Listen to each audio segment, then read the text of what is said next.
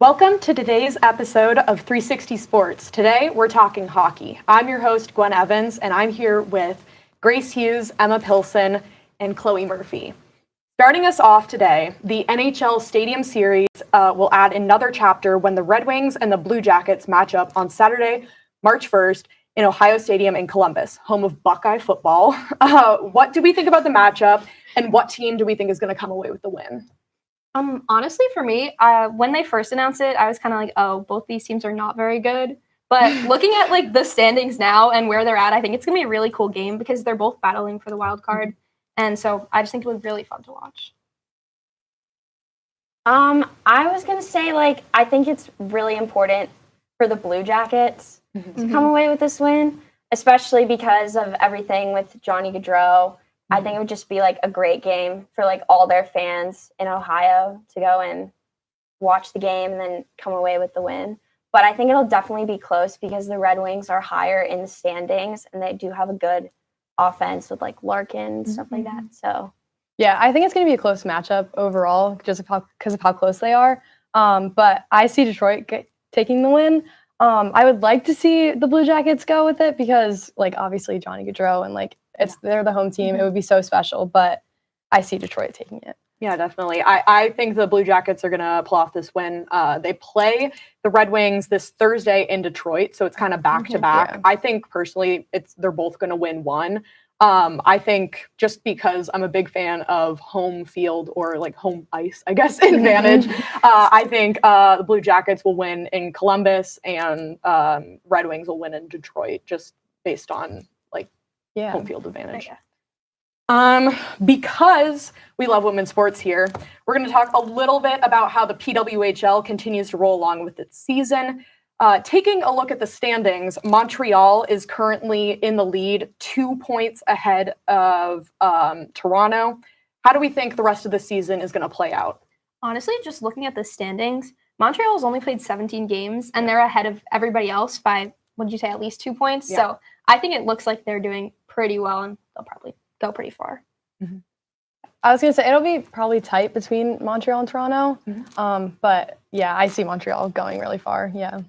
I also think Montreal, too. I think Toronto's definitely going to have, that mentality that they want to beat them, especially because of last season. People thought they were, the favorites, and then they didn't end up coming away with it. So it'll definitely be competitive, but Montreal's just on an absolute roll. And the players they just have on this team, it's just I feel like I want them to win just because of how they're playing. Yeah. I mean, we were talking outside about how since there's only 6 teams in the whole league, it's pretty hard to have any real favorites because, I mean, in the NHL, you can pick out 6 teams that you think are going to win the Stanley Cup. So it's hard because of that, and it's pretty easy because of the way that teams are structured right now, because it's such an early league to say Montreal will likely win. Moving on back to men's hockey. We haven't touched on it yet, but the Four Nations Faceoff ended last Thursday with a 3-2 victory in the final. What are your overall thoughts on this tournament?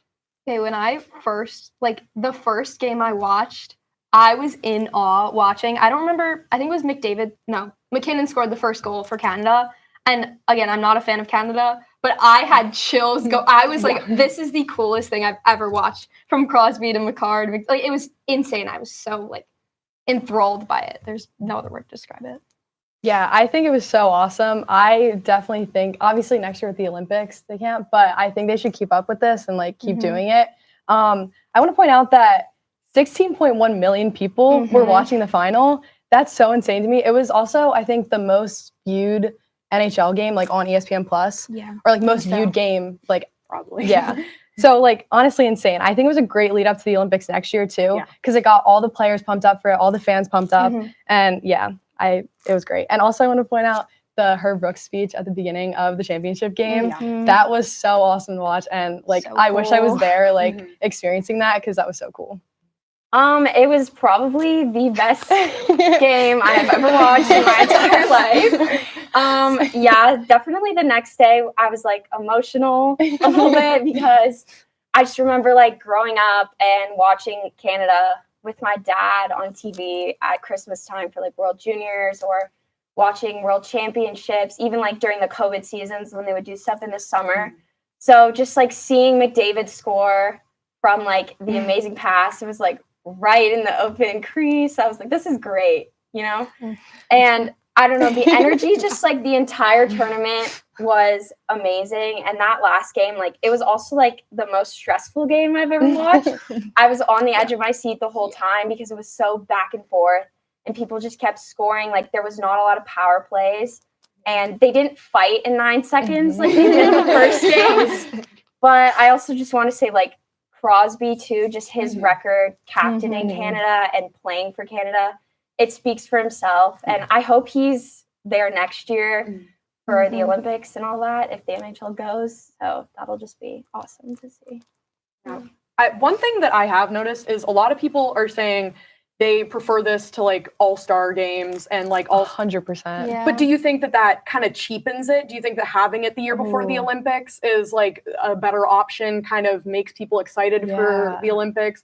So do you think maybe every like switch off? Like, what do you guys think should be next year or a couple years from now is planned? Yeah, I mean, they already have the All-Star game scheduled at UBS next year, so I'm going to try to go to that. But I just think it's going to be weird to see because I think they're definitely going to have to look at the viewership of the All-Star game next year because if it's like down significantly, then they might be better off just doing some sort of Four Nations type thing. But also, I think it takes away the authenticity of the game. Like, it was so fun because we haven't really seen this in our lifetime. So it's like a new thing to watch for us. Yeah, I think it was so much more fun.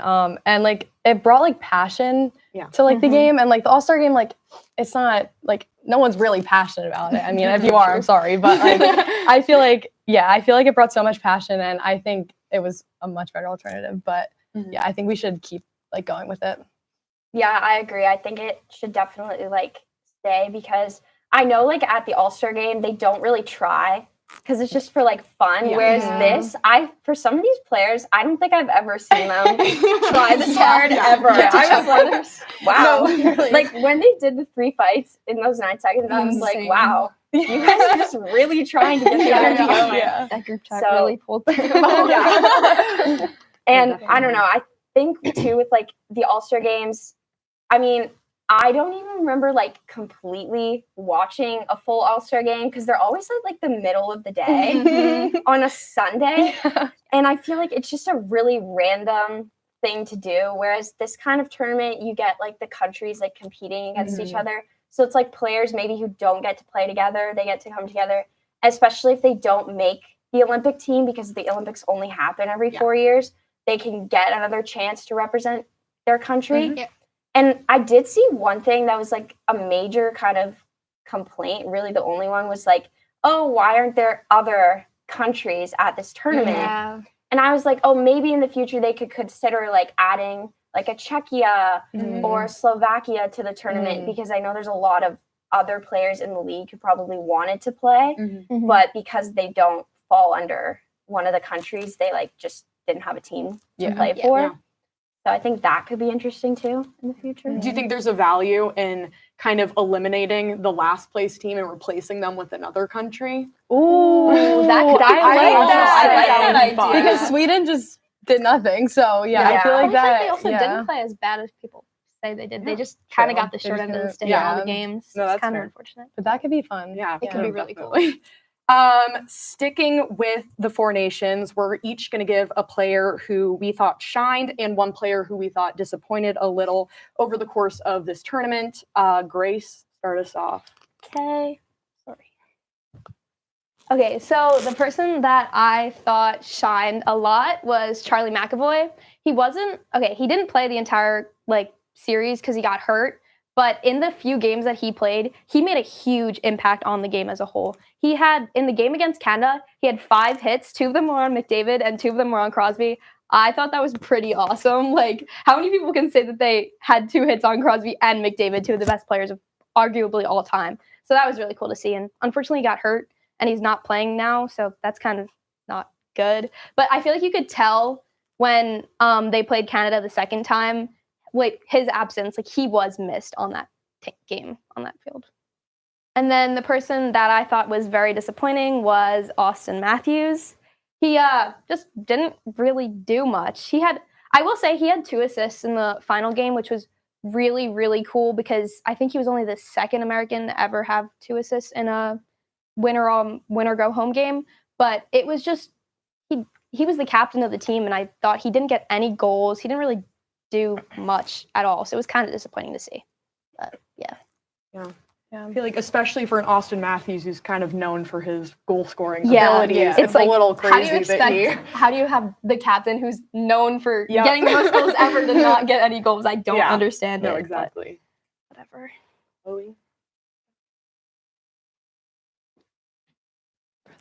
For my star, I chose to pick Mitch Marner. He was definitely, and I'm wearing his jersey too, but he was definitely a big impact, especially in the final game. And I just noticed too, throughout this tournament, he was just making such smart plays with the puck, especially like creating chances and creating assists, playing with guys like McKinnon and McDavid who thrive off those kind of players as well, because they're also very offensively driven. So I thought that was really great to see, especially as a Leafs fan, because Marner sometimes doesn't like to play like that. He likes to play a little willy-nilly on the puck. But this tournament, he really stuck with it, and it helped Canada to win. So I thought that was important. And for disappointments, I have to say Philip Forsberg. Obviously, Sweden did not make the final, but Forsberg is an offensive player. He was supposed to make a difference for Sweden, but like many of their forwards, wasn't there. Also didn't actually have any points throughout the tournament. So I think that definitely was a factor, even though their games weren't horribly lost, like they were lost in overtime. But if he was there, it might have changed the outcome for them. Yeah, I agree. I agree with that. I Yeah. just think Sweden kind of. Yeah. It just nothing went well for them, and having was kind some of of their best unfortunate. players again not do well is not fun. Yeah. All right. Okay, so for my picks, for my star of the tournament, I picked Connor McDavid. Pretty basic answer. Scored the overtime goal in the championship game for Canada to win it. He was one of the only players, I think one of 2, to score a point in every single matchup in the tournament. So that was pretty cool. And yeah, it's McDavid. So, and then for my disappointment, I picked Elias Pettersson. Sweden overall, like Chloe was saying, kind of just disappointing.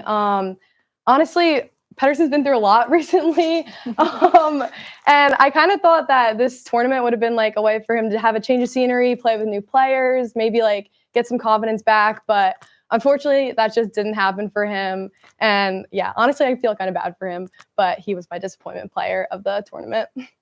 Honestly, I'm surprised he didn't end up like fighting JT Miller. I think that would have been Seriously. so funny to watch. Oh my But gosh.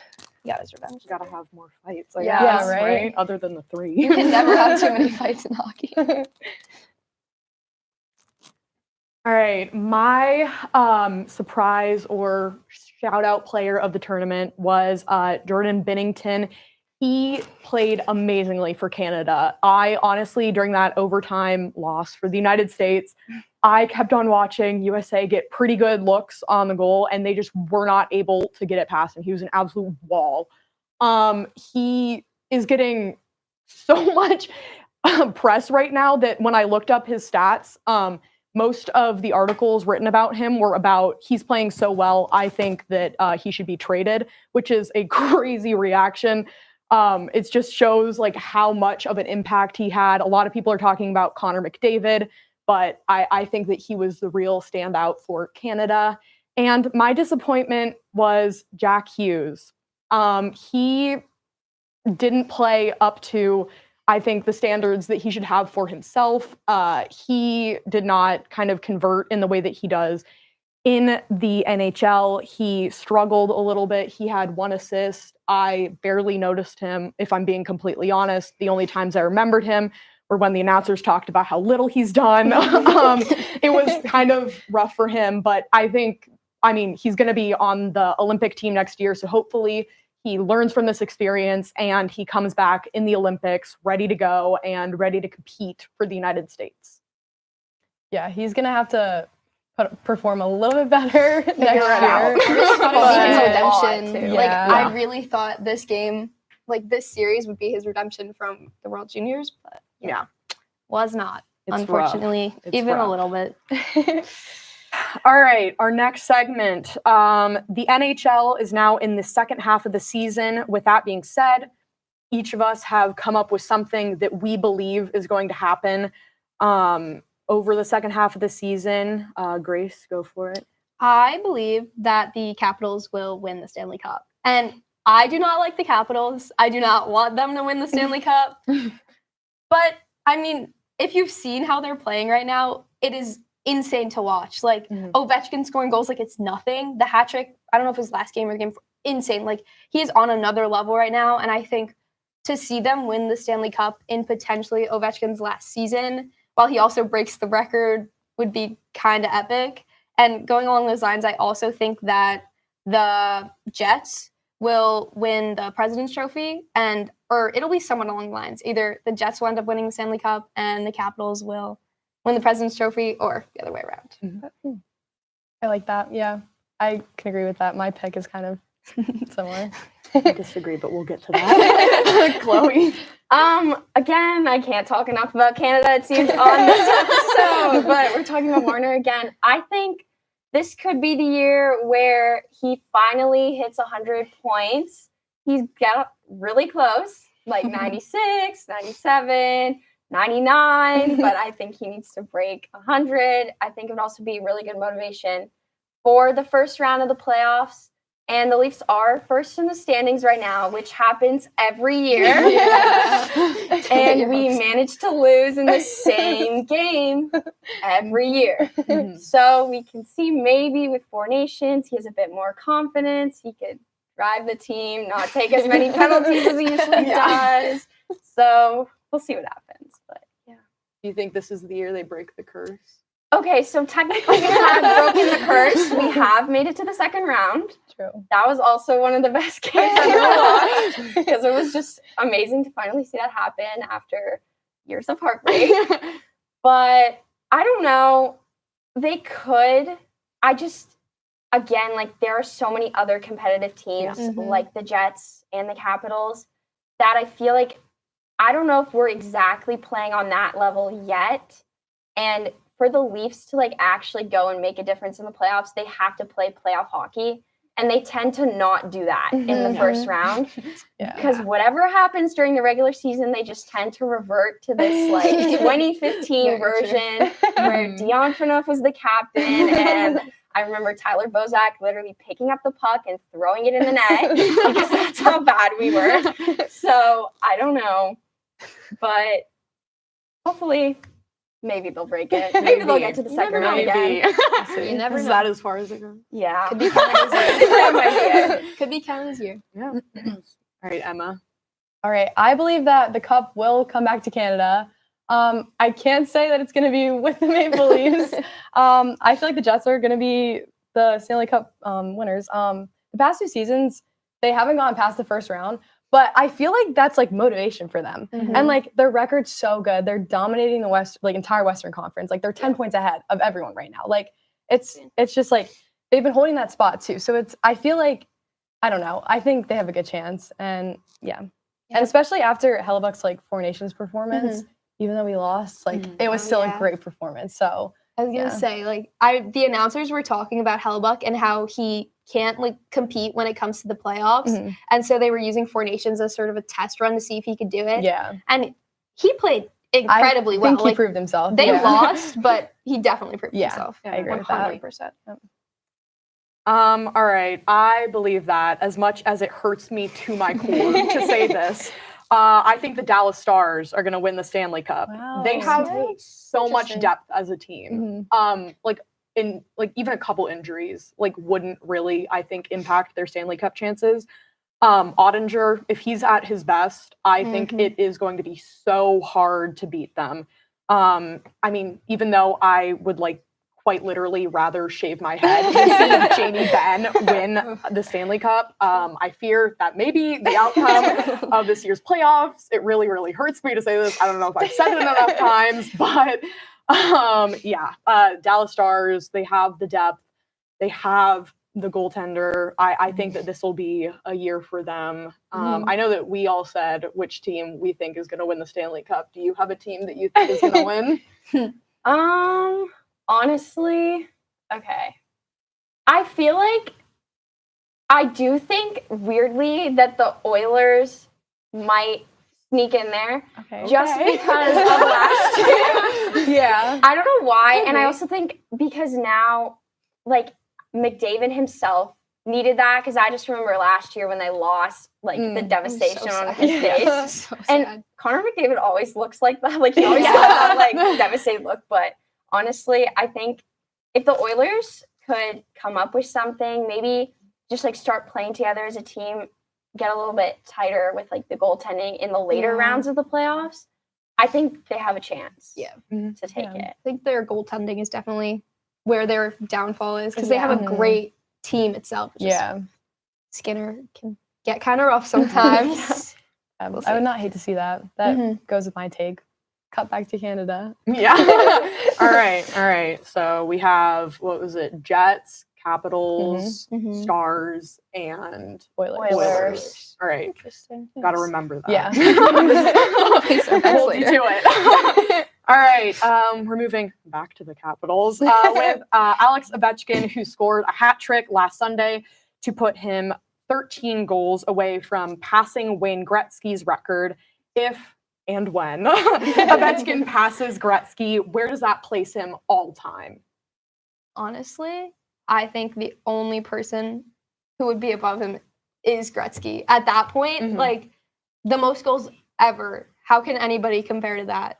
I don't see how, but that's just me. Yeah, I said the same thing. I agree with that. I feel like it's amazing to reach that milestone, but I still think Gretzky would be on top of Ovechkin, I have to say.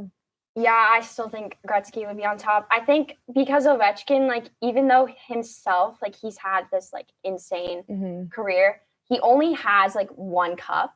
Yeah. Whereas Gretzky has multiple different franchises who are, like, very competitive franchises, especially when they went on their cup runs. So I think maybe if he had more years in him than he does now, unfortunately, and he got the chance to win a few more cups, maybe you could compare him to Gretzky, because obviously the level of play is very different now. It's a lot faster and a lot harder, like, stronger on the puck than when Gretzky was playing. But I definitely think he's, like, if not on the level of Gretzky, he's definitely, like, right there with him. Definitely. I mean, I think Gretzky stays at one. They don't call him a great one for nothing. Exactly. But Ovechkin, his longevity and his consistency, like, it places him solidly within the top 5, if not the top 3. I mean, I am a big Gordie Howe fan. I love that man. Love a good Gordie Howe hat trick.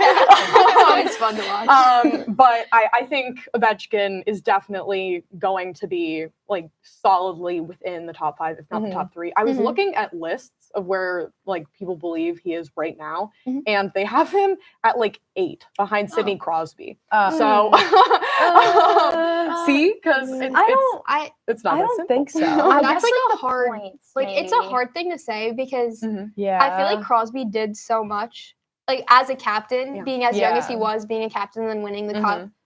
Like, that's something that not a lot of people can do. So I do understand it, but I also just feel like, in terms of points and numbers, for the most part, it's Ovi. Yeah. So we're saying Ovechkin over Crosby, and we're Yeah, I would. Yeah. I don't know. I might I have feel a vendetta like against on, him. like, an international level, I would definitely put Crosby over Ovechkin. Yeah. But I think, like, NHL wise, probably Ovechkin, because especially, like, in recent years, Crosby, he's still up there with, like, points. Like, he's over points with Ovechkin, but he's kind of, like, slowed down, I guess, and, like, the Penguins too as a whole have slowed down. Yeah.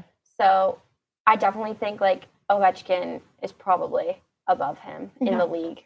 wise. For sure. I mean, to be scoring with the amount of consistency that he is still scoring at 39 years Literally. old is absurd. and also Yeah. like breaking his leg and Yeah. coming back in 6 Seriously. weeks. And Yeah. still, Just funny because last year they were not good. Like I just remember watching the Capitals and they made the playoffs, but four and done, they were gone. Like it was just to see the way they are now is insane to me. Yeah. Because and he didn't do much last year either. Like Ovechkin, I don't think he had many goals, so that's why nobody thought he would get it this year. But everyone's kind of like, okay, he's done. He wants to retire. He's ready to get this over with. Absolutely. And do we have a timeline for when? I know we talked about this on the last hockey show. We were talking about it a little bit before. Do we think we have like a set time when he's going to break the record? See, I'm convinced he's breaking it during the Islanders game at UBS Arena, and if he does, I will be there. So I think it's April 6th. okay. Yeah. I had mine a little bit later. I had April 17th against the Penguins. Like, I don't know. I feel like that would be cool too to see like with Crosby there. I don't know. I would like that. But if he's going at the pace that he's going right now, like it's probably gonna be before that. Probably April 6th. I would say like early April too, because he's so close now, and if he just like, it seems like he's so easily scoring like hat tricks. So it's like nothing. Just like 1, 2, 3, and like even if he gets like a couple empty nets in there, like he's kind of sold. So. I want to say that I said April, I think it was either 3rd or 4th because that's a home game. And I think this is the kind of thing you want to do at home. I know you want to go see it, but I think this is the kind of thing you do at home. It makes sense to do it at home. For sure. And I think that would be a good game to get it done for.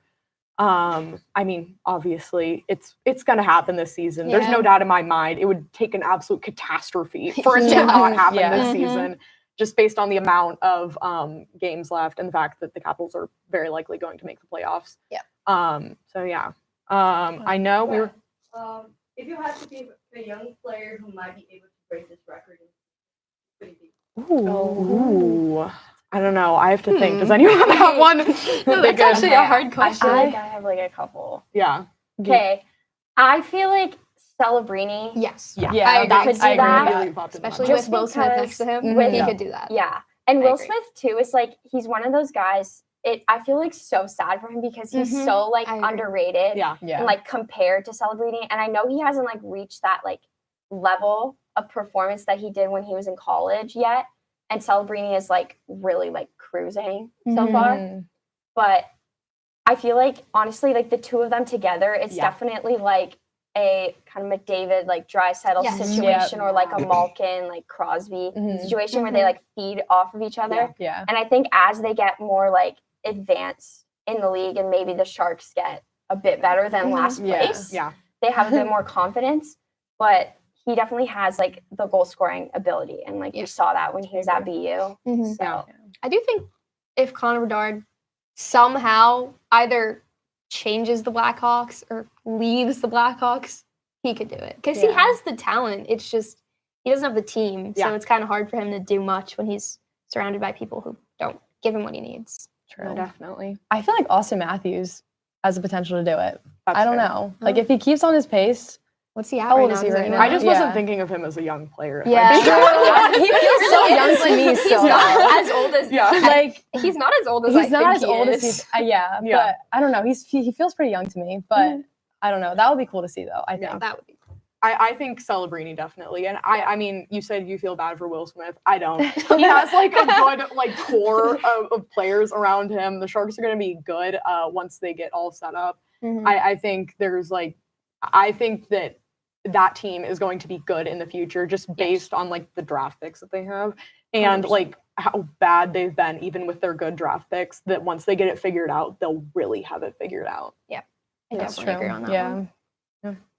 Nice. All right. That seems to be all the time we have for today's hockey show with me, Chloe, Emma, and Grace. Make sure you check out tomorrow's basketball show, and thank you so much for tuning in.